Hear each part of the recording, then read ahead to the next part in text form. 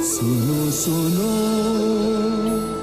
ये बुद्ध कथा। बुद्ध, अहिंसा का अर्थ मैं समझता हूं, किंतु मेरे मन में अनेक प्रश्न उठते हैं। निसंकोच कहो आजाद शत्रु। राजा, सेनापति, सैनिकों का कर्म है अन्याय के विरुद्ध युद्ध करें, अपने राज्य के नियमों का राज्य की प्रजा से सख्ती से पालन करवाना। आप अहिंसा से करुणामयी हो इन दुखियों की सेवा की बात करते हैं। क्या आप हमें अपराधियों को दंड देने की अनुमति देते हैं? क्या अपने राज्य के लिए, अपनी संपत्ति के लिए, अपने परिवार की सुरक्षा के लिए युद्ध करना, क्या यह उचित है? एक बार की घटना है आजाद शत्रु। एक गांव में एक विषैला सर्प था। न जाने वो कितने लोगों को काट मृत्यु के घाट उतार चुका था। सभी गांव वाले उससे बहुत भयभीत थे। वो जिस वृक्ष के तने में रहता था वहां बच्चे खेलने से भी डरते थे। एक बार ऐसा हुआ, एक भिक्षु वहां से गुजरा और उस वृक्ष की छांव में विश्राम करने के लिए बैठा। सांप उसे काटने के लिए बाहर निकला तो भिक्षु को उद्विग्न ना होते हुए देख सर्प अचंभित हुआ। भिक्षु ने उसे उपदेश दिया कि तुम्हारे काटने से, तुम्हारे लोगों को क्षति पहुंचाने से उन्हें बहुत पीड़ा होती है, उनके प्राण भी चले जाते हैं। सर्प में वैराग्य जागा। उसने निश्चय किया कि वो किसी को क्षति नहीं पहुंचाएगा, किसी को नहीं काटेगा। और सर्प को अहिंसक देख गांव में लोग धीरे धीरे निर्भीक होने लगे।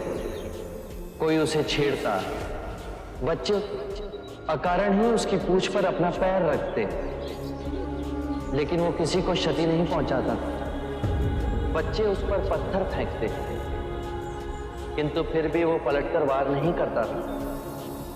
भूख और पीड़ा से वो क्षीण हो गया था। रात्रि में कुछ कंकर पत्थर खा लेता और अगले दिन आक्रमण का सामना करता।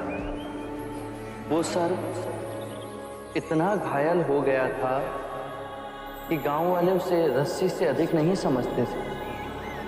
और फिर उस मार्ग से पुनः वो भिक्षु गुजरा। जब उसने सर्प की ये दुर्दशा देखी तो वो बहुत दुखी हो। उसने सर्प को औषधि लगाते हुए पूछा कि तेरा ये हाल कैसे हो? तो सर्प ने कहा, मेरे मन में वैराग्य जागा और मैंने काटना छोड़ दिया। भिक्षु हंसा और उसने कहा कि मैंने तुझे काटने से मना किया था, किंतु तू अपने सर्प स्वभाव से कैसे विमुख हो गया? तूने पुकारना क्यों छोड़ दिया? किसी भी बात की अति अहिंसा की भी अति यदि ध्यान से देखोगे तो हिंसक बन जाती। दोषियों में तुम्हारा भय होना चाहिए, उन्हें उनके अपराध का दंड भी मिलना चाहिए, किंतु ध्यान रहे न्याय देने वाला अपनी निजी कटुता के कारण उसे दंड ना दे, अपितु दोषी को उसके दुष्कर्मों और उसके अपराधों का दंड मिलना चाहिए। यदि क्रोध, लोभ, ईर्ष्या बीच में आए तो न्याय न हो। बुराई को भलाई से जीतो। यदि बुराई भलाई पर हावी होने लगे तो मनुष्यता का नाश होगा। यदि बुराई को परास्त करने के लिए युद्ध भी करना पड़े तो वो भी करो, किंतु उस युद्ध के कारण तुम स्वयं ना बनो। यदि करना पड़े तो केवल निमित्त मात्र ही करो। बुद्ध, आपके इतने सुंदर और महिमामयी वक्तव्य मेरे हृदय से सभी अंधकार को दूर कर एक नई ज्योत प्रज्वलित की है। धन्य हुए भाग्य मेरे जो आप मेरे जीवन पर आए।